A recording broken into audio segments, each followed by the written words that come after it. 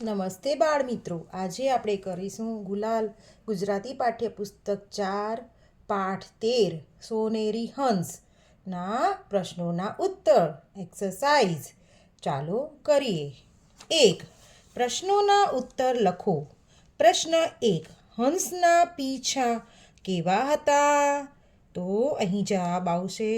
જવાબ 1. હંસના પીંછા ચમકતા સોનેરી હતા. પ્રશ્ન 2. હંસે ડોશીના પરિવારને મદદ કરવાનો વિચાર શા માટે કર્યો? જવાબ 2. હંસે ડોશીના પરિવારને મદદ કરવાનો વિચાર કર્યો કારણ કે ડોશીમાં ખૂબ જ ગરીબ હતા કે તેમને 2 વખતનું પૂરતું ભોજન પણ મળી શકતું ન હતું. પ્રશ્ન 3. સોનેરી હંસે ડોશીના ઘરે જઈને શું કહ્યું? જવાબ 3. સોનેરી હંસે ડોશીના ઘરે જઈને કહ્યું કે હું તમને મારું એક સોનેરી પીંછું આપવા માંગુ છું. તમે એને બજારમાં વેચી દેજો. એનાથી તમારી થોડી મદદ થઈ જશે. પ્રશ્ન 4. ડોશીના પરિવારને હંસના સોનેરી પીંછા કઈ રીતે કામમાં આવ્યા? જવાબ 4. હંસના સોનેરી પીંછા વેચીને ડોશીનો પરિવાર પોતાની સુખ સગવડ ખરીદી શક્યા. પ્રશ્ન 5. ડોશીને હંસના બધા જ પીંછા લઈ લેવાનો વિચાર કેમ આવ્યો? જવાબ 5. ડોશીના મનમાં લાલચ જાગી અને એણે વિચાર્યું કે હંસ ક્યાંય બીજે જતો રહેશે તો તેમને પીંછા નહીં મળે. આથી તેને હંસના બધા જ પીંછા લઈ લેવાનો વિચાર આવ્યો. પ્રશ્ન 6. ડોશીની દીકરીઓએ એમની માને શું સમજાવ્યું? જવાબ 6. ડોશીની દીકરીઓએ એમની માને સમજાવતા કહ્યું કે જે હંસે આપણને આપણી તકલીફમાં આટલી મદદ કરી તેની સાથે આપણે દગો કેવી રીતે કરી શકીએ? પ્રશ્ન 7.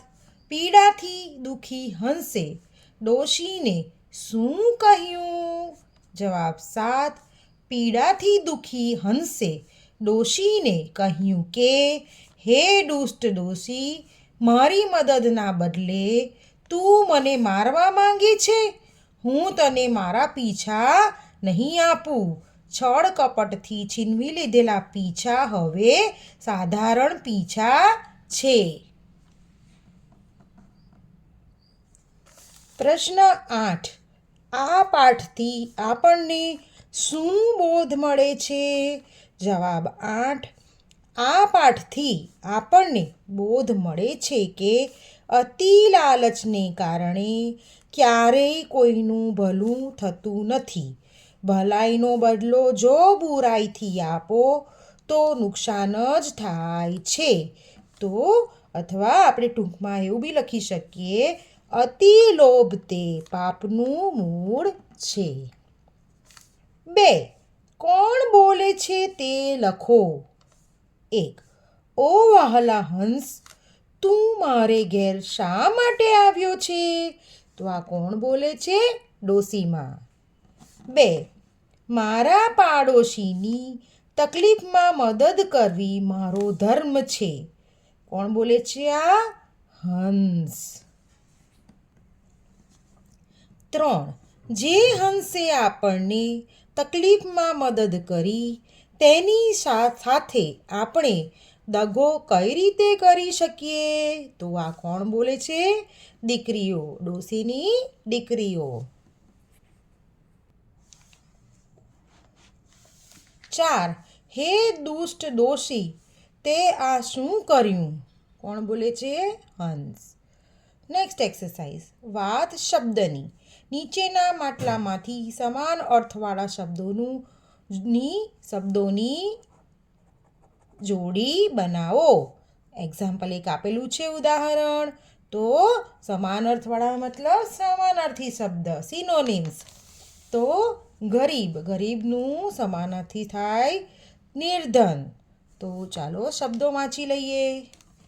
ભોજન, નિર્ધન, આહાર, ચળકતા, સોહામણા, સુંદર, ઉચિત, તકલીફ, પુત્રી, ક્રૂર, યોગ્ય, મુશ્કેલી, નિર્દય, ગરીબ, દીકરી. તો અહીં આપણે પેર બનાવવાની છે, જોડી બનાવવાની છે સમાનાર્થી શબ્દોની. તો તો પહેલો શબ્દ છે ભોજન. તો ભોજનનું સમાનાર્થી થશે આહાર. ભોજન આહાર.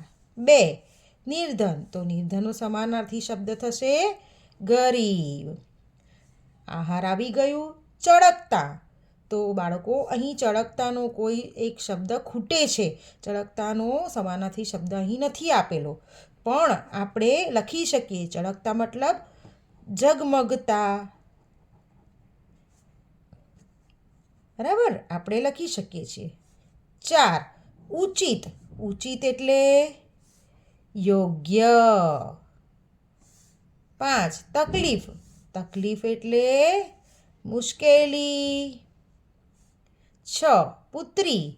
પુત્રી એટલે દીકરી. 7 ક્રૂર. ક્રૂર મતલબ નિર્દય. 8 સોહામણા. સોહામણા મતલબ સુંદર, બ્યુટીફુલ. નીચેના શબ્દોનો ઉપયોગ કરી વાક્ય બનાવો. તો બાળકો મેં અહીં વાક્ય બનાવ્યા છે. તો તમે તમારી રીતે બી વાક્યો બનાવી શકો છો. તો ચાલો કરીએ. 1 ચળકતા. રીનાએ પાર્ટીમાં ચળકતા કપડાં પહેર્યા હતા. 2 નિર્ણય. ડોશીએ નિર્ણય લીધો કે એ એની સંપત્તિ દાનમાં આપશે. 3 સત્કાર. ડોશી પાસે મહેમાનના સત્કાર કરવા માટે કંઈ જ નથી. 4 પીંછા. પોપટના પીંછા લીલા રંગના હોય છે. નેક્સ્ટ ભાષા જ્ઞાન. જાતિ ઓળખો. જાતિ મતલબ લિંગ. જાતિ મતલબ નર જાતિ આવશે, નારી જાતિ આવશે કે નાન્યતર જાતિ આવશે. તો ચાલુ કરીએ. 1 પીંછા. તો અહીં આવશે નર જાતિ. 2 ડોશી. ડોશી કેવી એટલે નારી જાતિ. 3 સરોવર. સરોવર કેવું એટલે નાન્યતર જાતિ. ધરતી કેવી તો નારી જાતિ. અહીં પીંછા કેવા અથવા કેવો હોય તો નર જાતિ આવે. તો અહીં પીંછા કેવા એટલે અહીં નર જાતિ આવશે. તો બાળકો આ સાથે આપણે પ્રશ્નોના ઉત્તર અને બાકીની એક્સરસાઇઝ પૂરી કરી. તો મને આશા છે કે તમને આ વિડીયો પસંદ આવ્યો હશે. તમે બી મારી સાથે લખીને बोलीने रिवाइज करजो बच्चों. आप भी मेरे साथ बोल के और लिख के रिवाइज करना. और वीडियो अच्छा लगा हो तो लाइक करना, शेयर करना, सब्सक्राइब करना. Okay, bye, thank you.